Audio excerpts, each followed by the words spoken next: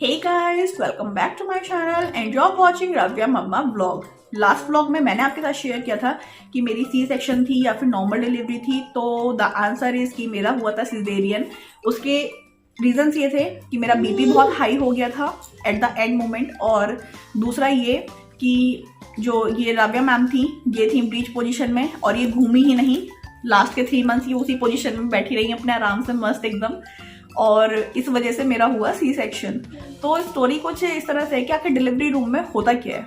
तो delivery room में जाने से पहले भी कुछ चीज़ें होती हैं जो आपको अपने माइंड में रखनी होती हैं। सेक्शन होता है ना, तो आपके पास टाइम होता है कि आप 2 दिन में सी सेक्शन करवाना चाहते हैं, मीन्स ऑपरेट करवाना चाहते हैं 3 दिन में, या अगर कुछ ऐसे ज़्यादा ही सर्कमटेंसेज ऐसे हो गए कि आप रुक नहीं सकते हैं तब आपको इमीडिएटली ऑपरेट करवाना होता है। तो मेरे साथ तो ऐसा हुआ कि बीपी ज़्यादा हाई था और अगर वो चाहते तो 2-3 दिन रुक सकते थे, क्योंकि हम जितना ज़्यादा देर अपने पेट में बच्चे को रख सकते हैं उतना ही बच्चे के लिए अच्छा होता है, क्योंकि जो लास्ट का टाइम होता है उसी में बच्चा सबसे अच्छा वेट गेन करता है।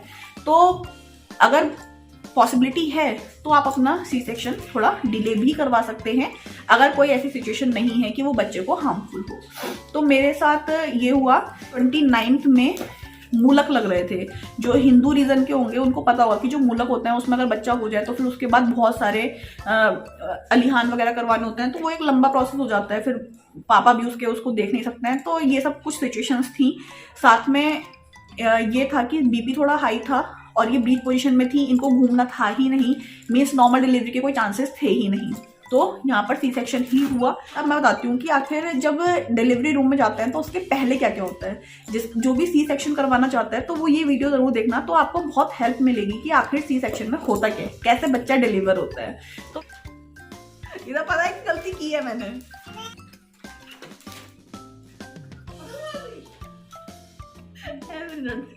पूरा एक्शन परफॉर्म करना पड़ता है। तो मेरे को बोला गया कि आपको कल को ऑपरेट करना है, तो आप रात तक जो भी खाएंगे रात को भी आपको हल्का फुल्का ही खाना है, और कल सुबह से आप बिल्कुल भी कुछ नहीं खाएंगे। आपको 10 बजे यहाँ पर आ जाना है। तो अब क्या होता है कि जब आप प्रेग्नेंट होते हैं तो भूख भी आपको बहुत ज्यादा लगती है। तो शाम तो मैंने पेट भर के खा लिया था। फिर जब मैंने उनसे पूछा था कि चाय या पानी पी सकते हैं या नहीं पी सकते हैं, तो उन्होंने बोला ठीक है चाय पी सकते हो, 2 बिस्किट ले लेना। अब भाई उस टाइम पर क्या होता है कि 2 बिस्किट भी कहाँ पेट में पता चलता है, इतनी भूख लगती है, क्योंकि बच्चा है पेट में, जो चीज़ आप खा रहे हो वो बच्चे को भी जा रहा है। तो ऐसे ही हुआ। फिर भाई भूख तो बहुत लगी हुई थी, लेकिन जब डॉक्टर ने बोला है तो भाई बोला है। 1 मग मैंने चाय पी थी और 4-5 बिस्किट्स खाए थे। फिर उसके बाद मेरे को बोला गया था कि आप 10 बजे तक आ जाना। अब उसमें भी क्या हुआ कि बैग्स तो मैंने अपने पहले से ही पैक किए हुए थे। बेबी बैग बनाया हुआ था और मम्मा बैग बनाया हुआ था, मम्मा का हॉस्पिटल बैग और बेबी हॉस्पिटल बैग। वो मैंने कैसे कैसे बनाए थे उसका वीडियो मैं आप लोगों के साथ शेयर करूंगी जल्दी ही, ताकि आप लोगों को भी हेल्प हो जाए, लास्ट मोमेंट पे आपको भागा दौड़ी ना करनी पड़े। लेकिन फिर क्या हुआ कि मुझे ये पता था कि हाँ सी सेक्शन होना है। फिर उसके बाद 4-5 दिन तक तो मैं घर पे आ नहीं पाऊंगी। तो मेरे हस्बैंड के जो थोड़े बहुत कपड़े फैले हुए थे वो सब कुछ मैंने संगवाए, अपना पूरा घर क्लीन करके, और फिर उसके बाद मतलब मैं गई। तो उसमें भी ऐसा हुआ कि क्योंकि मैंने सब कपड़े इधर से उधर किए, भागा दौड़ी सी की, क्योंकि टाइम नहीं था। सुबह को 10 बजे बुलाया था, ऑलरेडी मेरे को 10:30 बज गए थे घर पर ही, क्योंकि मैं इन सब कामों में लगी हुई थी। तो मैं आपको एडवाइस करूंगी, पहली बात तो इन सब कामों में लगने की जरूरत ही नहीं है। जिस दिन आपकी डिलीवरी है बिल्कुल चिल रही है, जो काम फैला है ना फैला रहने दीजिए।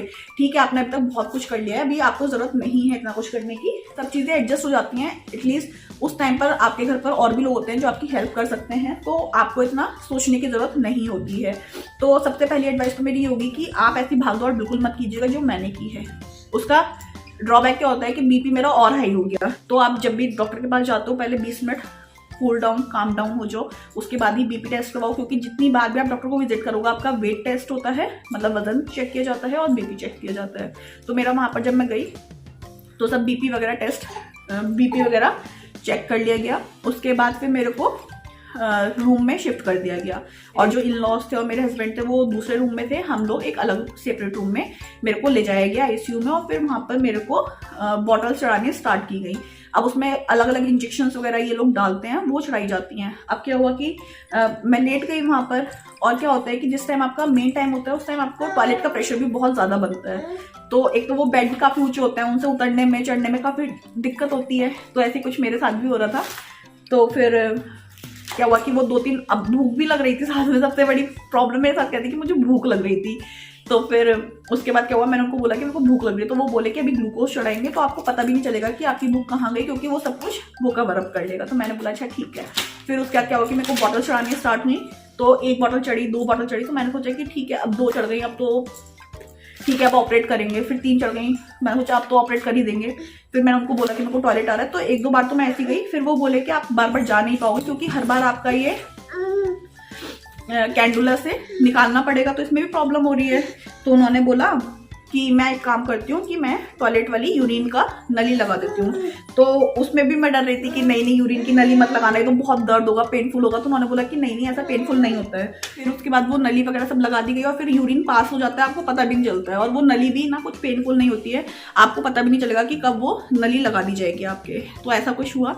फिर उसके बाद वो बॉटल चढ़ रही थी। फिर मैंने फाइनली जब मुझसे बर्दाश्त नहीं हुआ तो मैंने उनसे पूछ ही लिया कि भैया कितनी चढ़ेगी। तो वो बोलता है कि मैडम अब मत गिनो आप, अब तो ये चढ़ेंगी ही चढ़ेंगी, अब आपको काउंटिंग नहीं करनी है। मीन्स जब आपका सी सेक्शन होता है ना तो आपको बहुत सारी बॉटल चढ़ाई जाती हैं, लेकिन उसमें आपको टेंशन लेने की बिल्कुल भी जरूरत नहीं है। ठीक है, कुछ इंजेक्शन ऐसे होते हैं जो बहुत ज्यादा दर्द करते हैं जब वो एकदम नस में लगाए जाते हैं।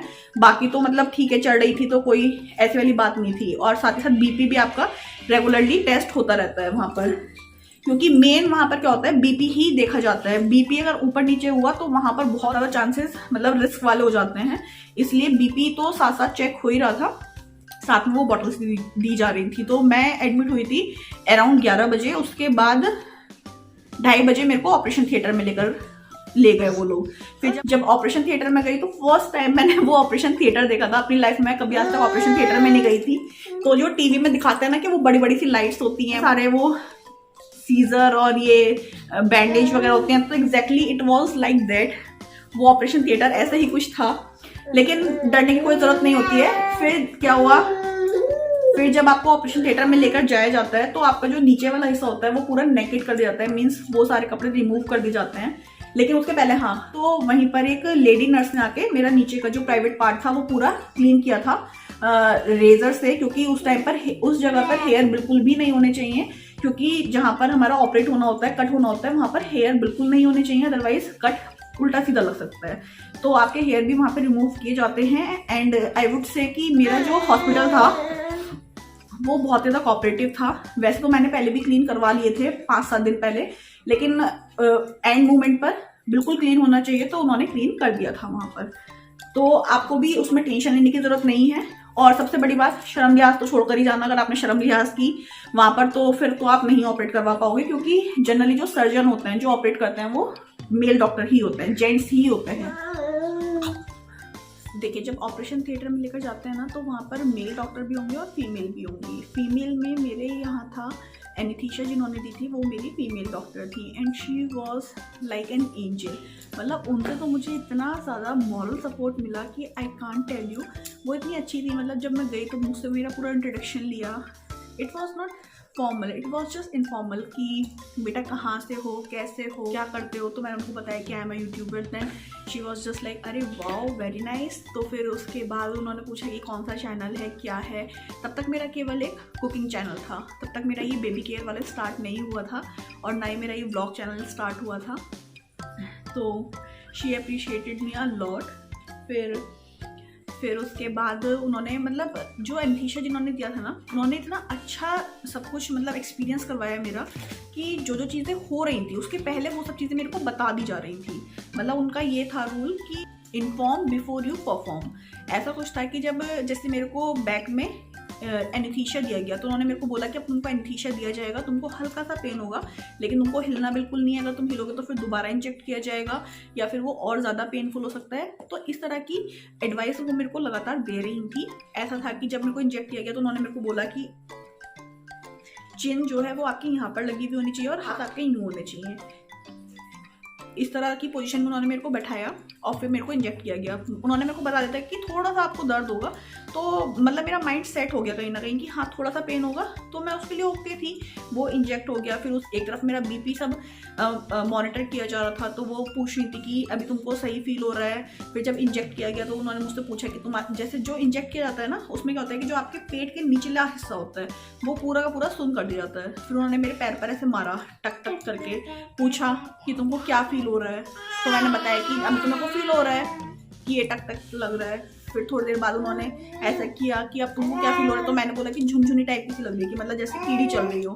तो कहते हैं कि हाँ ठीक है, अब नाउ ओके, एनेस्थीसिया का अपना वर्क स्टार्ट हो गया है। फिर उसके बाद क्या हुआ कि वो मॉनिटर हो रहा था, जैसे बीपी हाई हुआ तुरंत इंजेक्ट, तो जब इंजेक्ट किया गया तो मेरे को बता दिया गया कि हाँ इंजेक्ट हो रहा है, क्योंकि एक तरफ ऑपरेशन चल रहा है। अगर अचानक से आपको इंजेक्शन दे दिया जाएगा तो क्या होगा कि आप एकदम से हिल जाओगे। तो जो चीज़ हो रही थी वो मेरे को पहले बता दी जाएगी, जिसकी वजह से मेरा माइंड सेटअप होता चला जा रहा था और सब कुछ आ गया पतिदेव का। और फिर उसके बाद सब कुछ मतलब बहुत ही नॉर्मल हो गया कि जो जो चीज़ें मतलब नस में इंजेक्शन जब लगता है तो बहुत पेन होता है, वो हो रहा था पेन। लेकिन फिर अचानक से आवाज़ आई कि मतलब नीचे कुछ काट दिया गया और फिर बेबी को वो लोग निकाल रहे थे। लेकिन जो एनेस्थीसिया जिन्होंने मेरे को दिया था वो लगातार मुझसे बात कर रही थी, तो मेरा माइंड डाइवर्टेड था और मेरी आंखों पे पट्टी रख दी गई थी जिस टाइम मेरे को ऑपरेशन थिएटर में लेकर गए थे। तो फिर उसके बाद मैंने कुछ देखा नहीं कि क्या हो रहा है क्या नहीं हो रहा है, बस जो चीज़ें चल रही थी वो आपको आवाज़ आती है, सब कुछ पता चलता है आपको, लेकिन दर्द कहीं नहीं होता है। पता आपको सब कुछ चलेगा, बेहोश नहीं किया जाता है, आप पूरे होश में होंगे, सब चीज़ें पता चलेंगी। एंड दैट मोमेंट की जब ये निकली तो मेरी आंखों में आंसू थे, मैं रो पड़ी उस टाइम पर। और वो एक मोमेंट होता है कि मतलब इतना प्रीशियस होता है वो मोमेंट कि वो जो आंसू होता है ना वो खुशी के होते हैं। तो वो मतलब मेरे लिए एक बहुत ही ज़्यादा इमोशनल मोमेंट था कि जब ये बाहर आ गई तो आंखों से मेरे आंसू थे और शी सेड कि इट्स ओके, ये होता है, ऐसा होता ही है। तो उन्होंने फिर मेरे को कॉन्ग्रेचुलेट किया कि आपके बेबी हुआ है, लेकिन उन्होंने तब तक मेरे को बताया नहीं कि बेबी गर्ल है या बेबी बॉय है। लेकिन मैं आपको यहाँ पर एडवाइस करूँगी, जैसे ही आपका बच्चा पेट से बाहर आता है तो आप अपने डॉक्टर से ज़रूर पूछिए कि वो बेबी गर्ल है या बॉय है, क्योंकि बहुत बड़े बड़े हॉस्पिटल्स में ऐसा होता है कि बच्चों को वो एक्सचेंज कर देते हैं। तो ये गलती आप ना करें। वैसे मैंने नहीं पूछा था तो इसीलिए मैं आपको एडवाइस कर रही हूँ कि पूछ ज़रूर लेना, क्योंकि टच वुड मेरे साथ ऐसा कुछ नहीं हुआ, मेरी तो मेरे पास ही है। उसके बाद क्या हुआ कि बेबी को वो सब क्लीन करते हैं और उसके बाद जो बेबी के अंदर पानी होता है, एक्स्ट्रा पानी, वो नली के थ्रू निकाल दिया जाता है। तो उसको मशीन के पास रखकर नली से उसका सारा पानी वानी निकाला गया और मेरे को फिर ऑपरेशन थिएटर से दूसरे रूम में शिफ्ट कर दिया गया। और फिर क्योंकि जो इंजेक्शन दिया जाता है ना उसमें नींद बहुत होती है, तो आधे एक घंटे तक तो मैं होश में रही, लेकिन उसका पेन ना हो इसके लिए मेरे को दोबारा से इंजेक्ट किया गया, जिसकी वजह से मैं सो गई और फिर मैं सीधे शाम में उठी। एंड ये कब डिलीवर हुई? ये डिलीवर हुई थी 3:10 पर। 2:30 बजे मैं ऑपरेशन थिएटर में गई, 3:10 पर ही डिलीवर हुई और 3:30 तक मैं ऑपरेशन थिएटर से बाहर आ गई थी। फिर मेरे को आईसीयू में शिफ्ट कर दिया गया। लेकिन अब मैं आपको बताती हूँ कि जो एक बहुत बड़ी गलती मैंने की, वो गलती आप मत कीजिएगा। वो आफ्टर डिलीवरी क्या होता है कि आपको विदिन 1 आवर अपने बच्चे को अपना ब्रेस्ट मिल्क ज़रूर पिलाना होता है, जो मैंने नहीं पिलाया, जिसकी वजह से ब्रेस्ट मिल्क सप्लाई कहीं ना कहीं कम हुई। तो वैसे तो डॉक्टर्स को ही वहाँ पर बोलना चाहिए था कि हाँ बच्चे को फीड कराओ, लेकिन उन्होंने नहीं बोला और मेरे माइंड में भी ये चीज़ नहीं थी। बाद में मुझे ये सब चीज़ें पता चली तो मैंने सोचा कि आप लोग को बता देती हूँ ताकि आपके साथ ये मिस्टेक ना हो।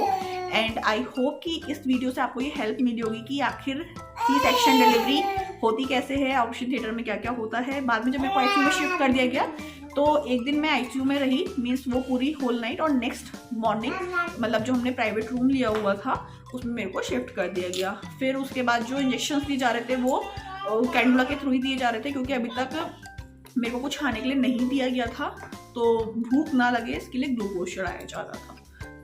और उसके बाद की क्या स्टोरी होती है आफ्टर डिलीवरी, ये जानने के लिए नेक्स्ट वीडियो ज़रूर देखिए, उसमें वो सब कुछ बताऊंगी, क्योंकि ये जो स्टोरीज है ना वो काफ़ी लंबी हैं, सभी को एक्सप्लेन करने में टाइम लगेगा, इसलिए वो वीडियो मैं आपको नेक्स्ट वीडियो में बताने वाली हूँ।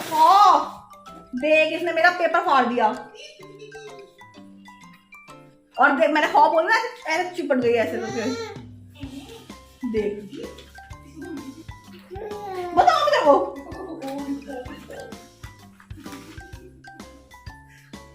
बताओ मेरे को, बताओ। इधर पता है कि गलती की है मैंने।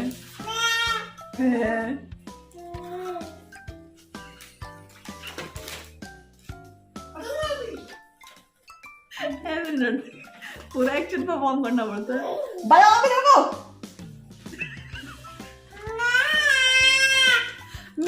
मेरे डायरी का पेपर फाड़ने शर्म नहीं आती तेरे को। सो आई होप कि ये वीडियो आप लोग के लिए हेल्पफुल रहा होगा और लास्ट में एंटरटेनमेंट भी हो गया आपका।